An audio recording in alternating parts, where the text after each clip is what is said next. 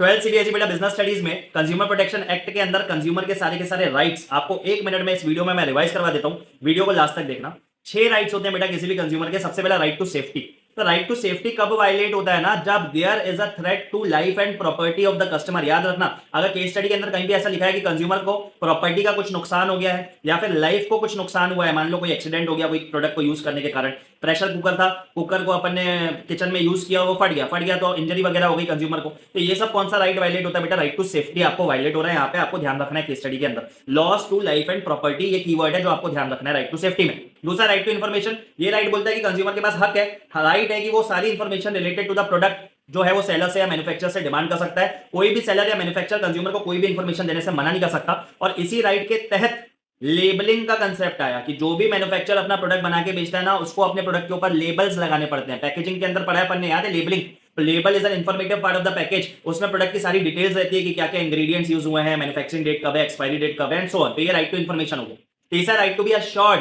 Right to be assured को right to choice भी बोलते हैं कि कोई भी सेलर किसी भी कंज्यूमर को फोर्स नहीं कर सकता कि तेरे को यही वाला पर्टिकुलर ब्रांड लेना पड़ेगा या यही प्रोडक्ट को परचेस करना पड़ेगा जो मेरे पास अवेलेबल है। You have a right to choice. आपको बस सेलर सारे प्रोडक्ट्स दिखाएगा and it is upon you as a consumer to select what goods and services you have to take या you want to take basically. तो ये हो गया right to choice है, राइट टू बी अश्योर्ड। चौथा आता है बेटा राइट टू बी हर्ड। क्या राइट टू बी हर्ड? मतलब अगर आपने कोई गुड को कंज्यूम किया है एंड अगर उससे आपको जो बेनिफिट मिलना चाहिए था या जो उस गुड का यूज था वो प्रॉपर आपको नहीं मिला है बेनिफिट, या उसको यूज करने के कारण आपको कुछ लॉस हुआ है, तो आप अपनी बात सेलर के सामने रख सकते हो। इसी राइट के तहत ना हर कंपनी को कंज्यूमर केयर सेल बनाना पड़ता है जिसमें 24/7 जो होता है कंज्यूमर अपनी कंप्लेंट को रजिस्टर कर सकता है। अगर सेलर या मैन्युफैक्चरर आपकी बात नहीं सुनेगा तो आप गवर्नमेंट एजेंसीज हैं, 3 टियर रिड्रेसल एजेंसीज है, district commission, state commission, national commission, वहां पे जाके अपनी बात रख सकते हो। तो ये हो गया राइट टू बी हर्ड।